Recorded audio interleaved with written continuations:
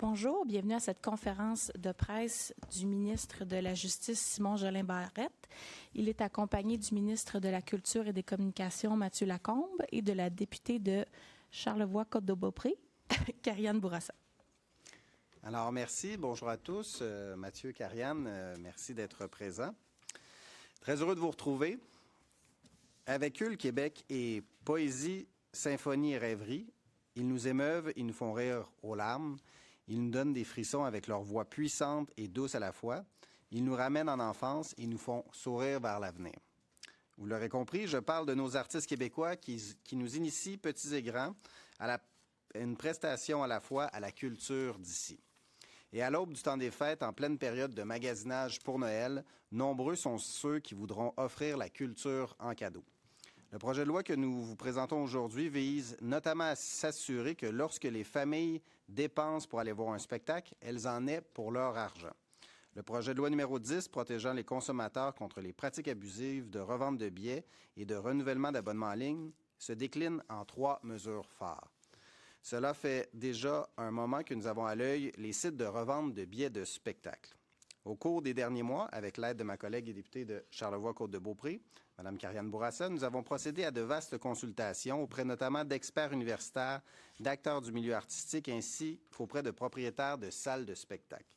Cet exercice nous a permis d'avoir un portrait clair et juste des enjeux de l'industrie et d'identifier des pistes de solutions. Car malgré les protections déjà prévues à la loi sur la protection du consommateur en matière de revente de billets, il n'est pas rare de voir des billets pour des spectacles ou des événements sportifs d'envergure s'envoler en quelques minutes pour ensuite être réaffichés sur des plateformes de revente à des prix faramineux. L'enjeu qui nous est rapporté par plusieurs experts est que certaines plateformes de revente camouflent leur statut de revendeur et agissent clandestinement sans avoir convenu d'entente avec le vendeur officiel. Ce n'est pas rare de voir des clients débourser à leur insu des sommes plus importantes pour leurs billets que d'autres spectateurs, et ce, même s'ils se retrouvent au final assis dans la même rangée. À cela s'ajoutent des situations fâchantes comme lorsque les consommateurs se retrouvent devant des portes closes alors que le spectacle auquel ils devaient assister a été annulé sans qu'ils en aient été informés par le revendeur. Il importe donc d'agir non seulement pour les consommateurs qui se sentent floués, mais également pour protéger le portefeuille culturel du Québec. En effet, ni l'industrie québécoise du spectacle, ni les artistes québécois ne voient la couleur des profits réalisés par les revendeurs qui agissent illégalement. On parle d'argent fait sur leur dos en utilisant leur nom et leur talent. Les entreprises derrière ces pratiques déloyales ne sont ni plus ni moins que des parasites pour la culture québécoise.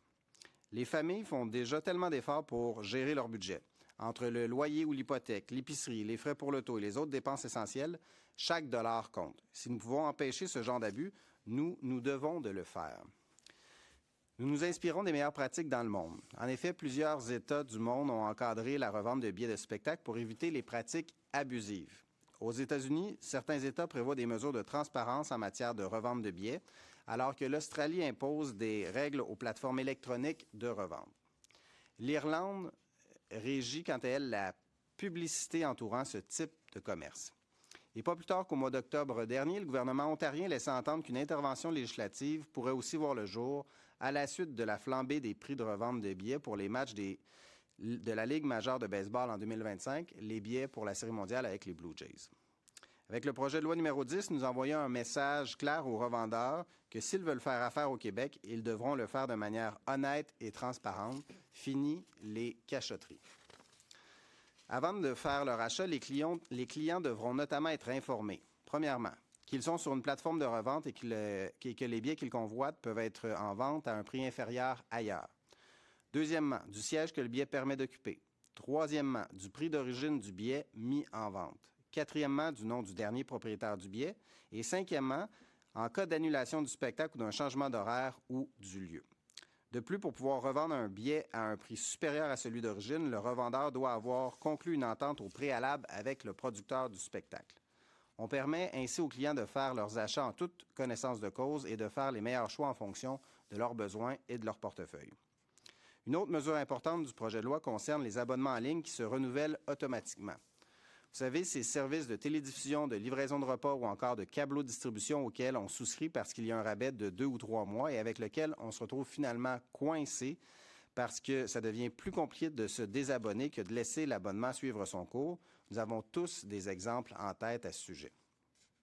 Nous pouvons tous convenir que ce n'est pas normal de devoir traverser un véritable labyrinthe numérique pour parvenir à se désabonner d'un service qu'on ne désire plus, ou encore de réaliser que notre mensualité a augmenté sans préavis et qu'elle continue d'être prélevée automatiquement.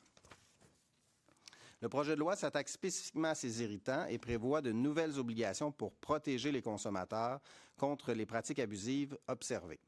Un bouton « Se désabonner » facilement accessible sera mis à la disposition des clients afin qu'ils puissent mettre fin à un abonnement en quelques clics. Ils devront également être informés de 2 à 10 jours avant la fin d'une période de gratuité ou de prix réduit et le nouveau prix exigé ainsi que la date à partir de laquelle il sera en vigueur devront être indiqués clairement.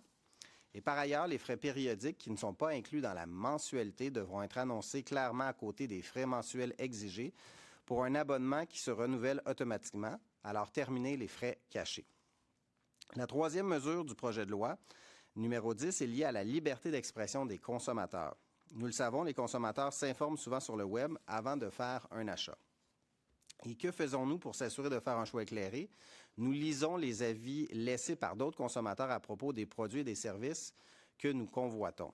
Ces avis sont parfois positifs, mais d'autres, plus négatifs, peuvent aussi nous aiguiller comme consommateurs. Rien de plus normal. Mais imaginons un instant qu'un commerçant vous dise au moment de payer votre facture qu'il vous est interdit d'émettre votre avis, sans quoi il vous poursuivra. Cela paraît insensé, mais pourtant, certains observateurs aux États-Unis ont constaté l'émergence d'une tendance voulant que des commerçants incluent dans leur contrat une clause afin d'interdire à un client mécontent d'émettre un avis en ligne. C'est complètement aberrant. Nous ne pouvons tolérer que des entreprises tentent ainsi de museler leurs clients. Il en va de la liberté d'expression des citoyens et des citoyennes. Le projet de loi envoie un message clair à quiconque sera tenté d'inclure une telle clause dans un contrat. Nous ne laisserons pas cette dérive se produire ici au Québec. Le projet de loi interdit donc l'inclusion dans les contrats de consommation de clauses visant à empêcher un consommateur de publier ou de communiquer un avis. Autrement dit, une telle clause dans un contrat sera tout simplement illégale. Les citoyens du Québec ne doivent pas craindre de s'exprimer publiquement s'ils le souhaitent à propos de leur expérience comme consommateurs. Alors, certains acteurs mal intentionnés utilisent de faux négatifs pour nuire au travail des commerçants locaux. Et bien sûr, dans ces cas précis, nous n'interdisons pas aux commerçants d'agir contre ces internautes fallacieux. Vous l'aurez constaté, avec ce projet de loi, nous venons encore une fois corriger des irritants du quotidien. Nous poursuivons nos efforts pour mieux protéger le portefeuille et le pouvoir d'achat des familles. Dans un marché en constante évolution, le Québec s'assure de demeurer un leader en matière de protection des consommateurs. Je vous remercie et je cède la parole au ministre de la Culture et des Communications, M. Mathieu Lacombe. Merci beaucoup, M. le ministre. Bonjour tout le monde. Madame la députée, très heureux d'être avec vous aujourd'hui. Avec le dépôt de ce projet de loi, le gouvernement, je pense qu'on peut le constater, pose encore une fois un geste important en faveur de l'industrie culturelle au Québec, de nos industries culturelles. Nos salles de spectacle, ce sont de véritables moteurs de création artistique et d'accès aussi à la culture pour de nombreuses villes et de nombreux villages partout sur le territoire. Même chose pour les festivals qui animent et qui dynamisent nos régions. Je pense notamment au très populaire Festival d'été de Québec, au Francopholies de Montréal, au Festival de Trois-Rivières ou encore au prestigieux Festival international de la chanson de Granby. Ce sont tous des événements qui mettent en valeur notre culture et qui nous font découvrir à chaque année des talents de partout au Québec. Malheureusement, des gens mal intentionnés réussissent à s'immiscer dans le processus de vente de billets pour profiter, sans effort, M. le ministre l'a dit, du travail de nos artistes.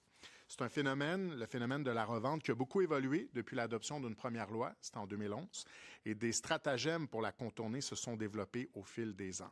La revente non autorisée affectait surtout les grands marchés auparavant. Ce n'est plus le cas. Elle se répand désormais en région et elle affecte aussi, par exemple, les plus petites salles.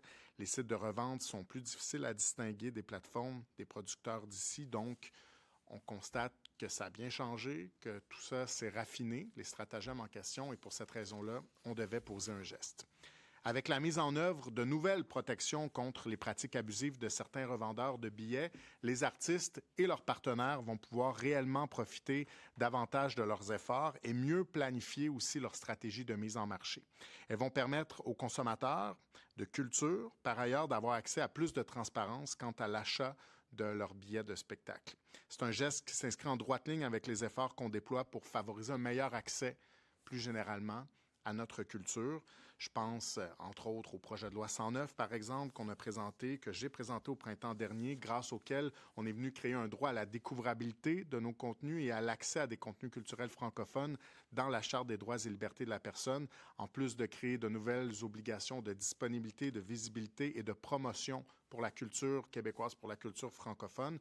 Donc ça, c'est un exemple parmi tant d'autres. Mais même si les lois, notamment le projet de loi 109, qui, je l'espère, sera adopté, s'adaptent, et même si les lois maximisent l'accès à la culture québécoise, encore faut-il que les gens soient en mesure de se procurer des billets et d'aller dans les salles pour aller à la rencontre de nos artistes, aller à la rencontre du milieu culturel. Et si on veut que notre culture préserve sa richesse, sa diversité, et si on veut éviter son américanisation, bien, on doit continuer, le Québec tout entier, notamment le gouvernement, nos efforts pour s'assurer que la culture québécoise, elle occupe toute la place qui lui revient. Donc, ça veut dire concrètement qu'il faut continuer d'agir par tous les moyens à notre disposition, sur tous les fronts. Je pense qu'aujourd'hui, c'est un geste significatif qui le démontre bien, qu'on est en action. C'est ce qu'on fait donc en protégeant nos artistes, mais aussi tout le milieu culturel contre la pratique abusive, les pratiques abusives en matière de revente de billets. Donc, je veux remercier évidemment mes collègues pour leur travail sur ce dossier-là. Évidemment, je suis ministre de la Culture. La protection du consommateur, c'est leur responsabilité. Donc, merci beaucoup, Simon. Puis, je cède la parole à Karianne, que je remercie aussi parce que je sais qu'elle y a travaillé de façon très assidue. Bien, merci. Messieurs les ministres, bonjour à tous.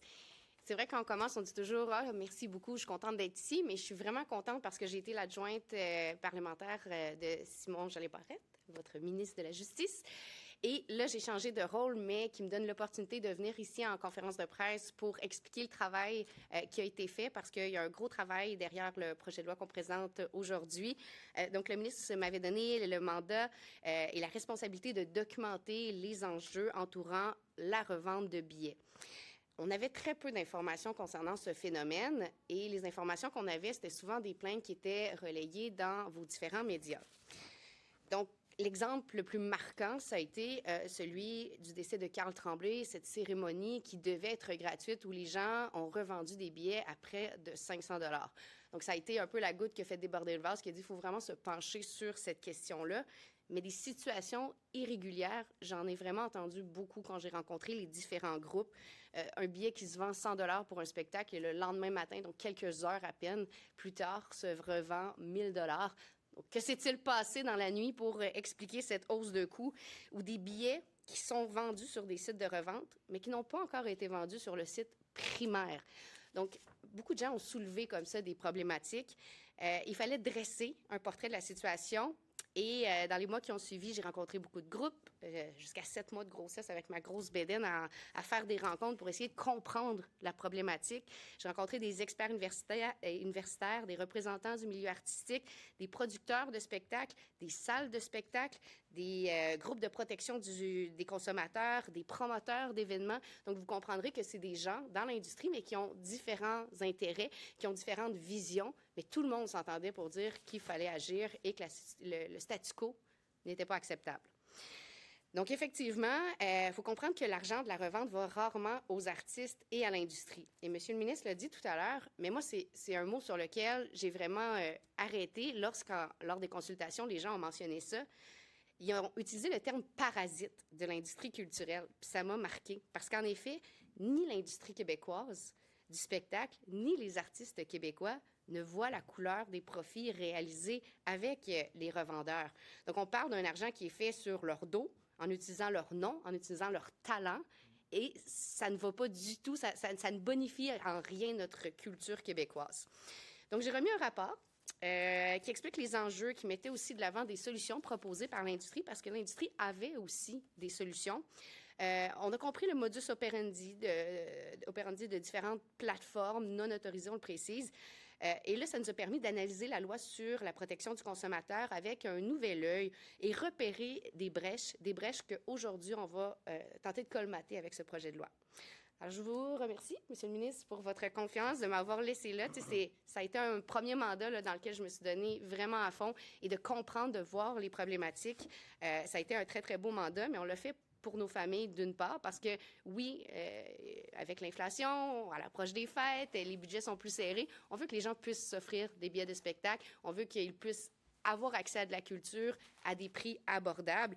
Et surtout, on veut que l'argent revienne dans les poches de nos artistes. C'est eux qui ont travaillé fort pour faire rayonner la culture. Donc, on veut rétablir les faits comme ça. Alors, merci à tous. Merci, Karine. Et j'imagine que c'est la période des questions. Oui, mais